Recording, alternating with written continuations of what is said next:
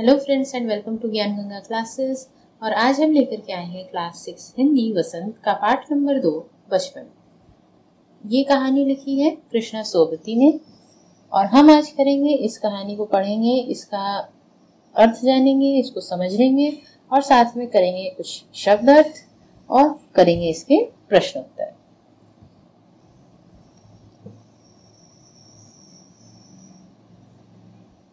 मैं तुम्हें अपने बचपन की ओर ले जाऊंगी। यहाँ मैं कौन कह रहा है? यहाँ पे मैं कृष्णा सोबती यानी जो लेखिका है वो कह रही है कि वो हम लोग को अपने बचपन की ओर ले जाएंगी। मैं तुमसे कुछ इतनी बड़ी हूँ कि तुम्हारी दादी भी हो सकती हूँ, तुम्हारी नानी भी, बड़ी बुआ भी, बड़ी मौसी भी। परिवार में सभी लोग मुझे जीजी कहकर पुकारते हैं। वो बता रहे हैं कि वो हमसे कुछ इतनी बड़ी है कि वो हमारी दादी, नानी, बुआ, मौसी कुछ भी हो सकती है और उनको परिवार में सब लोग क्या कह के पुकारते हैं? जीजी। हाँ, मैं इन दिनों कुछ बड़ा बड़ा यानी उम्र में सयाना महसूस करने लगी हूँ। शायद इसलिए कि पिछली शताब्दी में पैदा हुई थी। और वो कहती है कि उनको भी खुद में कुछ बड़ा बड़ा यानी कि उम्र में कुछ सयाना यानी कि होशियार, उम्र में थोड़ा बड़ापन महसूस होने लगा है। क्यों? उनको ऐसा लगता है कि इसलिए ऐसा हुआ क्योंकि वो पिछली शताब्दी यानी 100 साल का समय की अवधि को शताब्दी कहते हैं। पिछली शताब्दी यानी तो पिछले 100 साल के जो ड्यूरेशन था उसमें वो पैदा हुई थी। मेरे पहनने ओढ़ने में भी काफ़ी बदलाव आए हैं। पहले मैं रंग बिरंगे कपड़े पहनती थी, नीले, जामुनी, ग्रे, काले, चॉकलेटी। वो क्या बताती है कि वो पहले काफ़ी बदलाव आ गया उनके पहनने ओढ़ने में। पहले वो कैसे कैसे रंग के कपड़े पहनती थी? रंग बिरंगे रंग के, जैसे नीले, जामुनी, ग्रे, काले, चॉकलेटी, ऐसे रंग के वो कपड़े पहनती थी। अब मन कुछ ऐसा करता है कि सफ़ेद पहनो, गहरे नहीं, हल्के रंग। अब उनका मन करता है कि वो हल्के रंग पहने, ज़्यादा गहरे रंग नहीं। मैंने पिछले दशकों में तरह तरह की पोशाकें पहनी हैं। अब वो बताती हैं कि वो बचपन से आज तक में उन्होंने तरह तरह की पोशाकें पहनी। कैसी पोशाक? पहले वो फ्रॉक पहनती थी, फिर निक्कर वॉकर, स्कर्ट, लहंगे, गरारे और अब चूड़ीदार और घेरेदार कुर्ते। पहले वो फ्रॉक पहनती थी, निक्कर वॉकर भी एक तरीके का कपड़ा है, फिर स्कर्ट, लहंगे, गरारे और अब चूड़ीदार और घेरेदार कुर्ते पहनती हैं। बचपन के कुछ फ्रॉक तो मुझे अब तक याद है।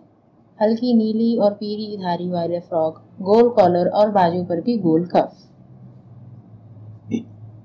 अब लेखिका हमें अपने बचपन के कुछ फ्रॉक की याद दिलाती है कि जिसमें वो कुछ नीले पीले धारी के फ्रॉक थे, कुछ अलग अलग तरह के डिज़ाइन के थे। एक हल्के गुलाबी रंग का बारीक चुन्नटों वाला घेरेदार फ्रॉक, नीचे गुलाबी रंग की फ्रिल यानी झालर, उसमें झालर वाला फ्रॉक भी उनको याद है। उन दिनों फ्रॉक के ऊपर की जेब में रुमाल और बालों में इतराते रंग बिरंगे रिबन का चलन था। मुझे अपने मोजे और स्टॉकिंग्स भी याद है। मोजे और स्टॉकिंग दोनों ही अलग अलग तरीके के मोजे हैं। उनको अपने मोजे भी याद आ रहे हैं। उन्होंने ये भी बताया कि उस समय कैसे चलन था। उसमें चलन था कि फ्रॉक की ऊपर की जेब में रुमाल हो और बालों में इतराते रंग बिरंगे रिबन रहे। बचपन में हमें अपने मोजे खुद धोने पड़ते थे।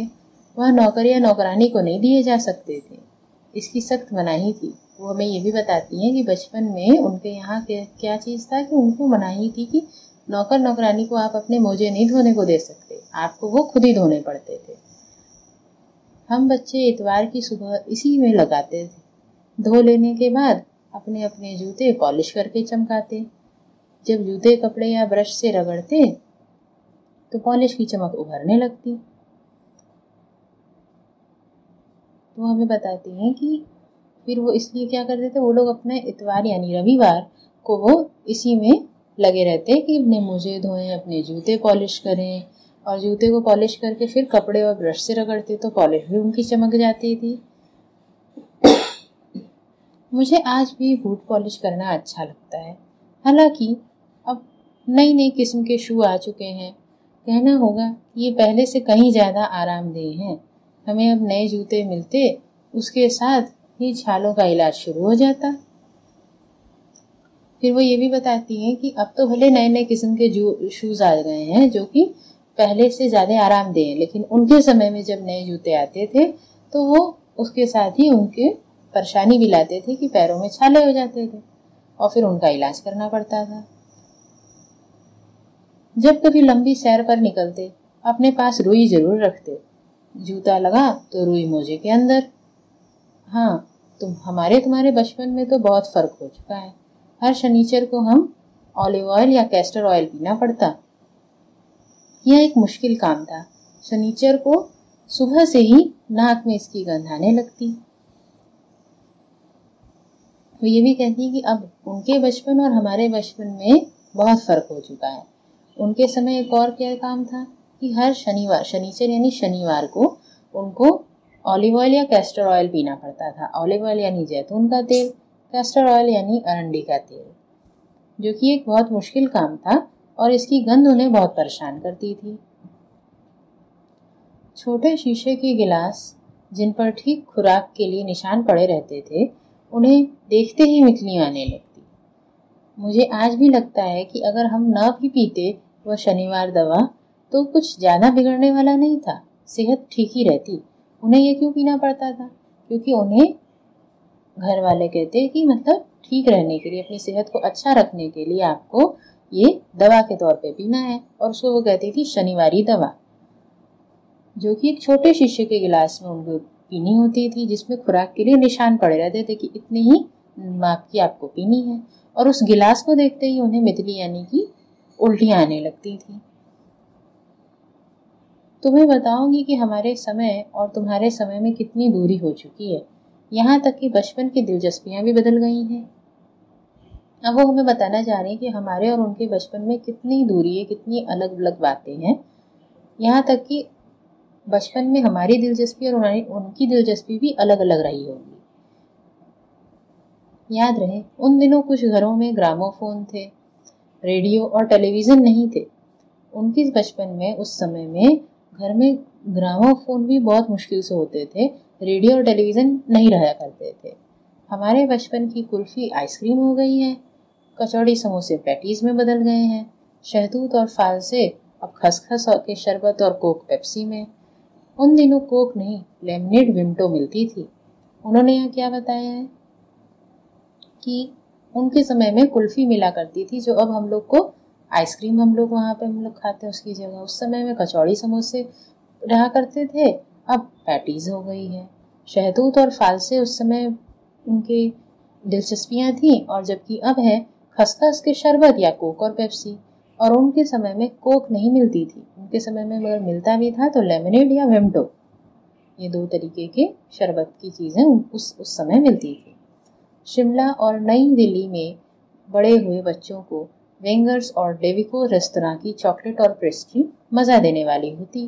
वो अपने समय की शिमला और नई दिल्ली में वो रही और वहीं की बात बता रही हैं कि वहाँ पे दो तरीके के रेस्टोरेंट थे, वेंगर्स और डेविको। वहाँ की पेटीज और चॉकलेट इन लोगों को बहुत ही मज़ा देती थी, लुभाती थी। हम भाई बहनों की ड्यूटी लगती शिमला मॉल से ब्राउन ब्रेड लाने की। हमारा घर मॉल से ज़्यादा दूर नहीं था, उनका घर मॉल से दूर नहीं था, तो इनकी और इनके भाई की ड्यूटी लगती थी कि शिमला मॉल से आपको ब्राउन ब्रेड लाना है। एक जाते, वहाँ से एक उतराई उतरते और मॉल पर पेस्ट्री और चॉकलेट की खुशबू मन भावनी। छोटी सी चढ़ाई और गिरजा मैदान पहुंच कन्फेक्शनरी काउंटर पर तरह तरह की चॉकलेट।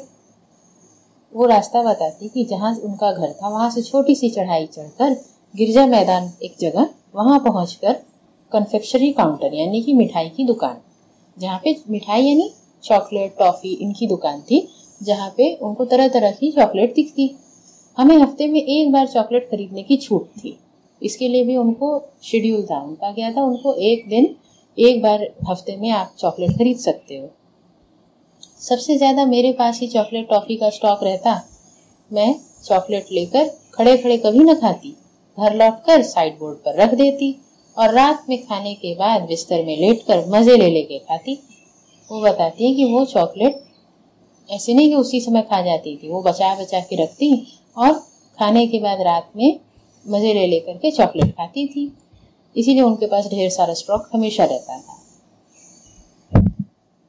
शिमला के काफल भी बहुत याद आते हैं, खट्टे मीठे, कुछ एकदम लाल कुछ गुलाबी, रस भरी कसमल, सोच कर ही मुंह में पानी आ जाए। चेस्टनट एक और गजब की चीज, आग पर भुने जाते और फिर छिलके उतार कर मुंह में। वो वहाँ के दो फलों को भी याद करती हैं, काफल और चेस्टनट को। चने जोर गरम और अनारदाने का चूर्ण, हाँ चने और जोर गरम की पुड़िया जो तब भी थी वो अब भी नजर आती है। और वो बताती है कि उस समय भी जो चने जोर गरम की पुड़िया थी वो आज भी नजर आती है। पुराने कागजों से बनाई हुई इस पुड़िया में निरा हाथ का कमाल है। निरा यानी केवल। वो बताती है कि पुराने कागजों से बनाई हुई इस पुड़िया में केवल हाथ का कमाल है, जिससे कि वो इतनी ही मजेदार लगती है। नीचे से तिरछी लपेटते हुए ऊपर की ओर से इतनी चौड़ी कि चने आसानी से हथेली पर पहुंच जाए। एक वक्त था जब एक फिल्म का गाना चना जोर गरम बाबू में लाया मजेदार उन दिनों स्कूल के हर बच्चे को आता था। वहाँ चना जोर गरम की पुड़िया इतनी लोगों को पसंद, इतने बच्चों को इतनी पसंद थी कि ये गाना हर स्कूल का हर बच्चा याद रखता और गाता रहता था। कुछ बच्चे पुड़िया पर तेज मसाला बुरकवाते। पूरा गिरजा मैदान घूमने तक यह पुड़िया चलती। एक एक चना पापड़ी मुंह में डालने और कदम उठाने में एक खासी लय और रफ्तार थी। छुटपन में हमने शिमला रिज पर बहुत मजे किए, घोड़ों की सवारी की है। शिमला के हर बच्चे को कभी न कभी यह मौका मिल ही जाता था। हमें जाने क्यों घोड़ों को कुछ कमतर करके समझते थे, उन पर हंसते थे। ननिहाल के घोड़े खूब हृष्ट पुष्ट और खूबसूरत, उनकी बात फिर कभी। फिर वो बताती हैं कि वो शिमला के रिज पर बहुत मजे की घोड़ों की सवारी की है उन्होंने, और शिमला के हर बच्चे ने कभी न कभी ये किया ही है। उन्हें अपने ननिहाल के घोड़े और भी सुंदर और खूबसूरत लगते थे। शाम को रंग बिरंगे गुब्बारे, सामने झाखू का पेड़, ऊंचा चर्च की घंटियां बजती तो दूर दूर तक उनकी गूंज फैल जाती। लगता इसके संगीत से प्रभु यीशु स्वयं कुछ कह रहे हैं। फिर वो अपने शाम की बात बताती हैं, जब रंग बिरंगे गुब्बारे होते, ऊंचा चर्च होता और चर्च की घंटियां बजती तो ऐसा लगता कि प्रभु यीशु स्वयं कुछ हमसे बात कर रहे हैं। सामने आकाश पर सूर्यास्त हो रहा है। गुलाबी सुनहरी धारियां नीले आसमान में फैल रही हैं। दूर दूर फैले पहाड़ों में मुखड़े गहराने लगे और देखते देखते बत्तियां टिमटिमाने लगी। अब वो हमें पहाड़ों का एक सुंदर दृश्य यानी सूर्यास्त हमारे नजरों के सामने ला रही हैं अपने शब्दों के द्वारा। उन्होंने बताया कि गुलाबी सुनहरी धारियां सूर्यास्त के समय पूरे नीले आसमान में फैल जाती, यानी नीला आसमान धीरे धीरे गुलाबी और सुनहरा होता है और फिर धीरे धीरे उसमें एक गहराई आती है और सब अंधेरा हो जाता है और बत्तियां टिमटिमाने लगती हैं।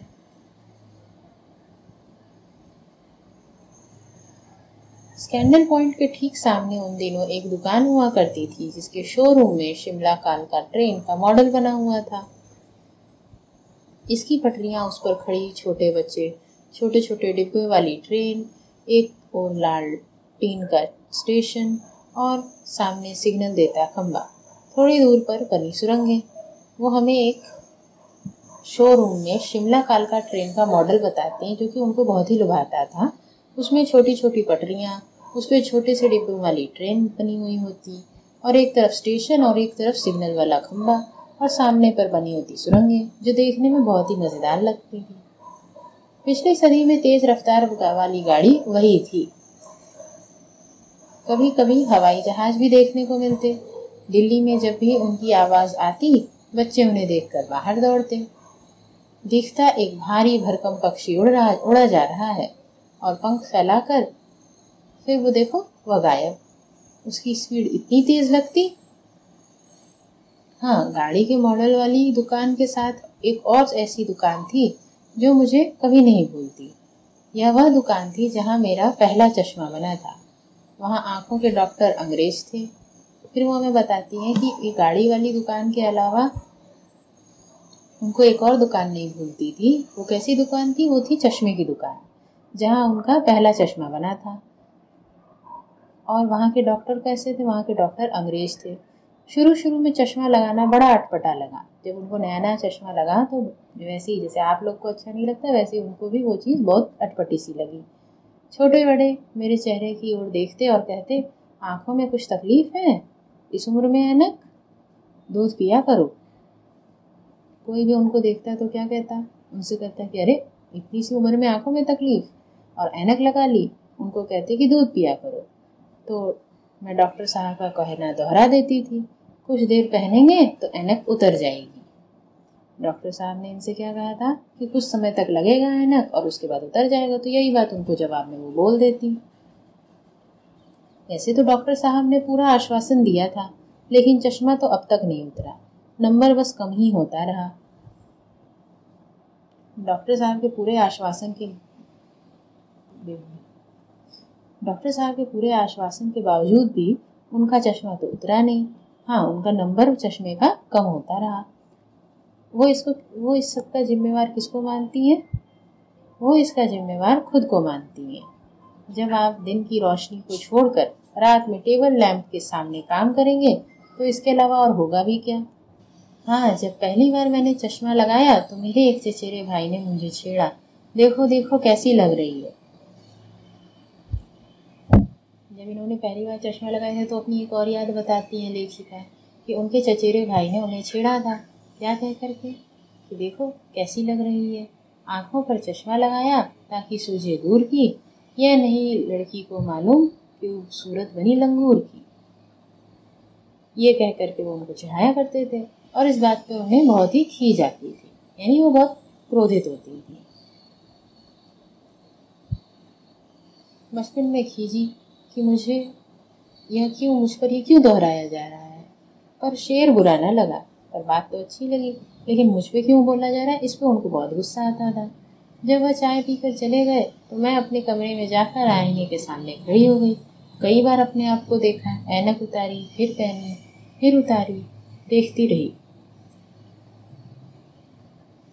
वो उनकी बात सुनकर अपने आप को कमरे में जाकर के देखती, कभी चश्मा लगा के, कभी चश्मा उतार के। सूरत बनी लंगूर की, ये सोच करके वो कभी कहती नहीं नहीं नहीं, कभी कहती हाँ हाँ हाँ।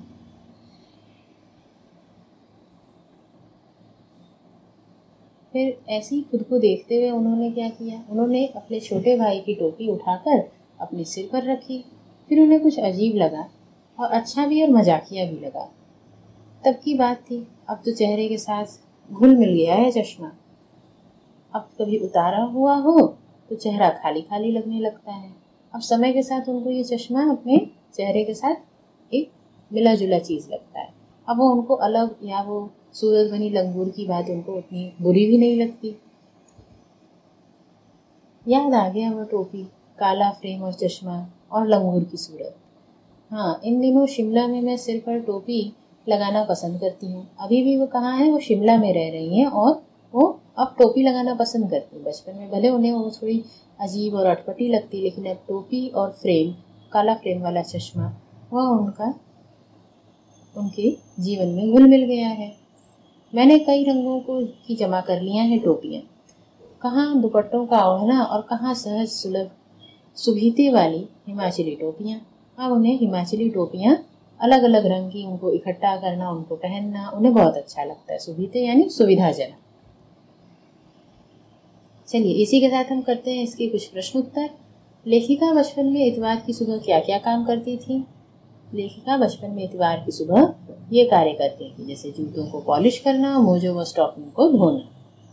तुम्हें बताऊंगी कि हमारे समय और तुम्हारे समय में कितनी दूरी हो चुकी है। इस बात के लिए लेखिका ने क्या क्या उदाहरण दिए हैं। हमारे समय और तुम्हारे समय में कितनी दूरी हो चुकी है, इस बात पर लेखिका कहती हैं कि अब बचपन की रुचियां बदल चुकी हैं। अब कुल्फी की जगह आइसक्रीम, कचौड़ी समोसे की जगह पेटीज, शहतूत और फालसे की और खसखस के शरबत कोक और पेप्सी में बदल गए हैं। आजकल ग्रामोफोन की जगह हर घर में रेडियो और टेलीविजन आ गए हैं। पाठ से पता करके लिखो कि लेखिका को चश्मा क्यों लगाना पड़ा। चश्मा लगाने पर उनके चचेरे भाई क्या कहकर चिढ़ाते थे। लेखिका को चश्मा इसलिए लगाना पड़ा क्योंकि रात में टेबल लैंप की रोशनी में काम करने से लेखिका की आंखों की रोशनी कमजोर हो गई थी। चश्मा लगाने पर उनके चचेरे भाई उन्हें यह कहकर चिढ़ाते थे कि आंखों पर चश्मा लगाया ताकि सूझे दूर की, यह नहीं लड़की को मालूम कि सूरत बनी लंगूर की। लेखिका अपने बचपन में कौन कौन सी चीजें मजे लेके खाती थी, उनमें से कुछ प्रमुख फलों के नाम लिखिए। लेखिका बचपन में अनारदाना का चूर्ण तथा चॉकलेट बहुत मजे से खाती थी। और कुछ प्रमुख फलों के नाम हैं रसभरी, कसमल और काफल। और इसी के साथ ही हम आज आ गए अपनी इस वीडियो के एंड पे। हमने ये पूरा चैप्टर पढ़ लिया। आई होप आपको पसंद आया, आपको समझ आया। और इसी तरीके से और वीडियोस देखने के लिए हमें सब्सक्राइब करके बेल आइकन दबा दें। और ये वीडियो अच्छी लगी हो तो अपने फ्रेंड्स के साथ शेयर करें।